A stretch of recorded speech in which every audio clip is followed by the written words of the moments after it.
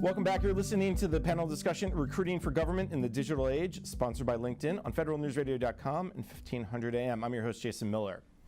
My guests today are Ellen Ardrey, the Associate Director for Support at the National Geospatial Intelligence Agency, David Schlendorf, the Assistant Director for Human Resources Division at the FBI, Cynthia Miller, the Chief of Human Resources and Chief Human Capital Officer for the National Security Agency, Dr. Robert Smith, the Director of the National Recruitment for the Customs and Border Protection in the Homeland Security Department, Angie Bailey, the Chief Human Capital Officer for the Homeland Security Department, and Michael Cerrito, the General Manager for LinkedIn's Government Practice. At the end of the first segment, Angela brought up this idea of digital recruitment's awesome, but there's something about in person. I thought, Angela, your example of bringing in the cool toys, the dogs, the limos, the emergency response vehicles gives people a better sense. So Michael, jump in here a little bit, since you guys are all about the digital side. There's a human aspect too. Yeah, absolutely. And I think bringing your assets on site and letting people touch and feel is a great way to create engagement and a true feel for what the organizations do.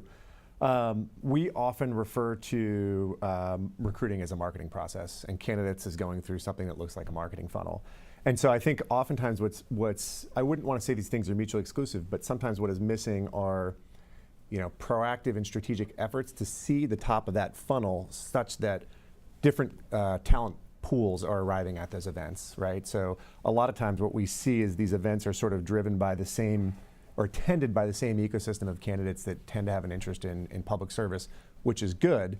But I would say that shouldn't be mutually exclusive from doing things to seed the top of the funnel with candidates with the skills that you're interested in that just might not already be thinking about DHS or CBP or whatever it might be. So what you're basically getting to is this idea that if I'm interested in DHS, I may attend that. But if I've never really thought about DHS as a career or as a job opportunity, you have to reach me somehow, and that's where the digital side. Right. Recruiting is a full funnel marketing activity in this day and age, and Google has a famous study that says something like 70% of a purchasing decision is made before a consumer walks into a store, and the way people make career decisions is exactly the same way. So the point I was trying to make is that you have to do things such that the people that are walking through your career fair door aren't just that 60% that were already thinking about you. In radio, we call them the P1s. We want to get the P1 listeners, but we also want the P2s and 3s. So Ellen, talk about the in-person events and how you guys are getting those P2s and 3s. Oh, fantastic. So we actually use our building and our facility as part of our recruitment. We bring candidates in and we put them through a whole day of as many contacts with employees as we possibly can. We use our employees as our ambassadors and recruitment. And I think often, an individual has to see themselves in that environment and see that this is a comfortable culture for them. And so we've had a lot of luck in a day-long immersion experience for our candidates, and an opportunity to expose them to the wide range of missions that they probably didn't realize the National Geospatial Intelligence Agency offered. Let me bring in David or Cynthia. You're the one. How do you guys balance that? Because the average person can't just come into the FBI or just can't come into the NSA and hang out for the day. And then maybe Robert, you can jump in on this, because you can't just go to the border and hang out at the border all day either. So I don't know if David or Cynthia, you guys, either one? So yeah, just like Cynthia? Ellen, we have events that we schedule. And we actually recruit at the schools to bring college kids in. We even have a high school work-study program.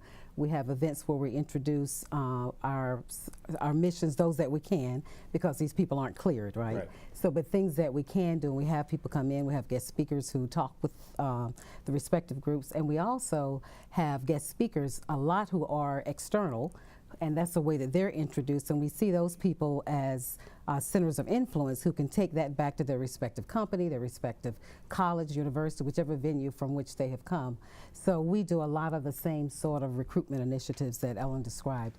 And what we do with, we have an NSA Cyber Day as well, and we have people that we bring in for mentorship who we have I don't want to say targeted, but we have actually recruited for those purposes.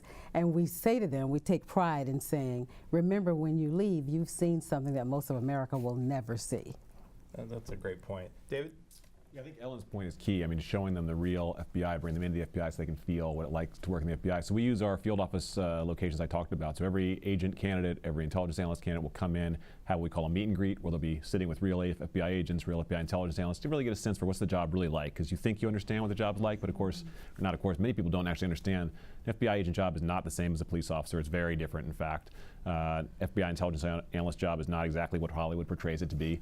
And even if you're coming in to be a nurse or an accountant, come in, see what it's like up at the FBI. Only 60 or over 60% of our workforce are non-agents. So people think the FBI is agents, but that's the pointy end of the spear. It's who the rest of us are here to support, but it only represents about 37% of our workforce. So that other 60+% is key to have them understand there are different careers and they can come see themselves in the FBI. So whether you're a school teacher again or a scientist, there's something the FBI has to offer for you, but we have to convince those people and they have to kind of see themselves in a different way maybe. And if nothing else, both the NSA and the FBI have really interesting museums / showrooms that I've had little looks at. That's in itself, in and of itself, is worthwhile. Yeah, we just recently opened our FBI experience actually at headquarters. 9/11 unfortunately had to close down the FBI tour, and only in the last year or so do we really reopen in a big way. So like the White House, people can go through their congressperson to get a ticket and come in and really learn about the FBI. All right.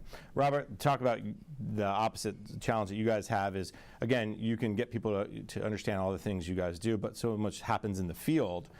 Getting them to experience the CBP, jobs and opportunities. How do you guys deal with that, the in-person side? Well, on the recruiting front, as Angela Bailey mentioned, there are DHS large events where you bring in all of the components of the department to participate in these active events. But I guess a deeper question is, what does the data show us as it relates to these events? Are we getting the return on investment from outreach? Are we getting the return on investment from digital? What we're realizing from taking a look at the data, there are specific places we can go where we can be successful, and we allow that data to drive our actions and drive our direction. I mentioned earlier about the DOD and us engaging at the TAPS offices on the DOD installations. Data tells us that we're very successful there. So what we've even done is partnered again with the military bases and said, hey, we'd like to put some recruiters there within your TAPS offices, so as your folks are coming through, as they're planning their transition, they have access to a real live recruiter on a daily basis. We currently have 2 that are permanent. We have several, up to 6 that are rotational. But we're in the process now of establishing MOUs and making it more of a permanent, up to 10 bases that we've identified that we believe we can get a good return on. So we realize that there's a great benefit to that touch point. My background is military recruiting. I was in charge of Coast Guard recruiting before I came here. And what I learned in that role was that outreach is key. Being a part of the community is key. And folks, as much as the digital way is a great way to reach folks, people want to sit kneecap to kneecap and talk opportunities. And quite often, you're not just recruiting the individual, you're recruiting their families.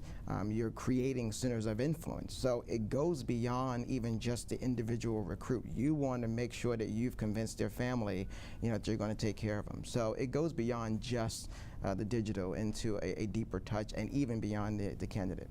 Angela. One of the things I was going to say, kind of pulling the thread of what Robert was talking about, is, and using our data, one of the things that we've really looked at is from a diversity standpoint, especially within the law enforcement community, we've been actually looking at what does it tell us, and one of the things it tells us is that we really could do a much better job of having women in law enforcement. So we actually are going to have a Women in Law Enforcement event coming up in June down in Texas, and you might say to yourself, well, why Texas? Well, use the data again and find out that that's where the vast majority of female veterans are located. That's where they retire to. Second thing is as you can imagine, that's where the bulk of our hiring is. So, but to follow that up, then what we've done is, it's not just about going to Texas and having an event, right? We've actually created webinars, which might seem like a little bit of old school, but what we've done is with these webinars is we're doing a day in the life of a CBP agent or an officer, day in the life of a ICE criminal investigator or a deportation officer, et cetera. And so those day in the life have been widely attended. We'd have over 6,500 folks who have actually signed up for our webinars. And the staff, I mean, bless their hearts, they don't even stop when it's over. They'll be there till like 10, 11 o'clock at night, answering basic questions about how this crazy hiring process really does work. How long is it really going to take? What about my family? Just every question that you can imagine. And so it's about generating an interest, but educating at the same time. and then making sure that we create an experience for them when they get there that's worth their time and their patience to be able to come on board with us. Michael, jump in. David, do you mind if I talk about some of the work we've done? Oh, that'd be great, please. So since you brought up a great topic, which is changing the gender mix in law enforcement and letting data sort of be your guide on that, we did a really interesting exercise with the FBI on their job postings. And I think everyone here will probably agree the whole job announcement thing is a prickly thing to navigate. But the FBI said we would like to get more female applicants to our law enforcement roles or special agent roles. And we did some A/B testing and tweaked some things. We basically made 2 primary changes to their job postings. On the title, we appended it with the skill set that they might want. So it would say special agent / education or special agent / finance. And then we worked with them to change the description, and it went from a description of the job to a description of the skills that you needed to be successful in that job. And those 2 shifts, I don't have the study in front of me, and I could share it with you if you're interested, but those 2 shifts increased engagement and application rates by females by about 4x. And I think it, it was a dramatic change. And so I think oftentimes we take for granted that, well, job posting is what it is, or job announcement is what it is, and there are restrictions there, but really interesting exercise there. And a lot of we see this in other areas too. For example, if you have a job posting that says ninja is like something that people like to put in the private sector, that's a cool thing, you're a development ninja. Words like that tend to reduce the amount of women applicants. So things that you can do to tailor things like job posting to drive more women applicants. Ellen, jump in. Yeah, so at NGA, we have made similar changes, and we've seen that has dramatically changed the demographics of those that are applying and are interested in NGA. We have a really robust student internship program, and much like FBI, it's a job interview for 10 weeks. They're trying you out, we're trying them out. But what we found through the data, interestingly, is that the schools that we had traditionally partnered with and that we knew about us and were attracted didn't have the demographics that we needed. A diverse candidate pool is a mission imperative for us. And so through the data, we found that if we had relationships with different schools, we would have a dramatically different candidate pool. And we've seen last year our interns were almost 50% diversity, minority, and well over 50% female, which was a very different mix than we had seen in the past. And I think it's an understanding that the NGA mission, unlike many in the Department of Defense intelligence community, has a first responder and an emergency response, and that plays well with a certain demographic, and we've had a lot of success there. I think that's great. I think the data piece, as you guys are kind of describing how data impacts your ideas, that's to me maybe the biggest difference today than 3, 5, 7, 10 years ago. David, you're shaking your head. Just maybe jump in a little bit more about the work you guys did with LinkedIn. Yeah, I mean, the work with LinkedIn has been key, and really everything we've been trying to do in HR for the past several years in the FBI has just been data-driven. If you look at what the private sector firms are doing, they're really running HR based on data, and so we've had to build up a big team of people that are just good at reporting and analyzing data. We've really had to work on our back-end systems to get clean data so we can better measure these things, because everything from the recruiting stats that Ellen mentioned to the kind of modeling the attrition that was mentioned earlier, so we can kind of get ahead of that whole process, because like our partners here at the table, our hiring process is very rigorous, many gates to jump through, and then a full rigorous top secret background clearance. So being ahead of that is key. Things like the female recruiting for us also, just using the data, and we think being transparent with the data is key for us across our workforce, and a lot better reporting so that our managers are kind of held accountable to targets across the nation. In the FBI, I'm sure it's similar. There's a lot of competition. It's a very type A workforce, so you put the targets up there, no one wants to be read and have the director see you're the 56th worst office on female recruiting. So there's different ways to get people motivated around this, and data is key to all that. And Cynthia, talk maybe also NSA's perspective, very similar to maybe what Ellen says, talked about the NGA. You guys also are looking for a diverse candidate pool, but you maybe tend to get men, you tend to get a specific type of candidate. How are you guys ensuring that the aperture widens? Okay, so data is a huge force multiplier in all aspects of recruiting for us as well. And so we are primarily focusing on the people with a STEM background, so that's one of our challenges, is ensuring that we recruit those critical skills, the same ones that everybody else is looking for. And of course, for us, the competition is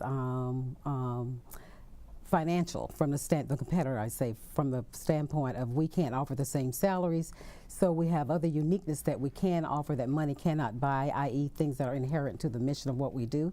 So we focus sort of on that as being a dominant buying motive for a select type of people.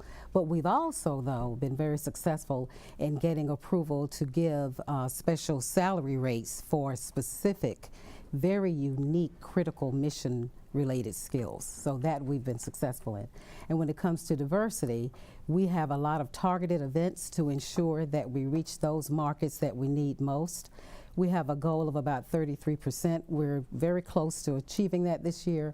Women is great. We've exceeded that goal in excess of 40%. So our primary strategy is geared around diversity and the STEM work roles. Excellent. Well, we're going to take a quick break. When we come back, there's plenty more to talk about. You're listening to the panel discussion, Recruiting for Government in the Digital Age, sponsored by LinkedIn on federalnewsradio.com and 1500 AM.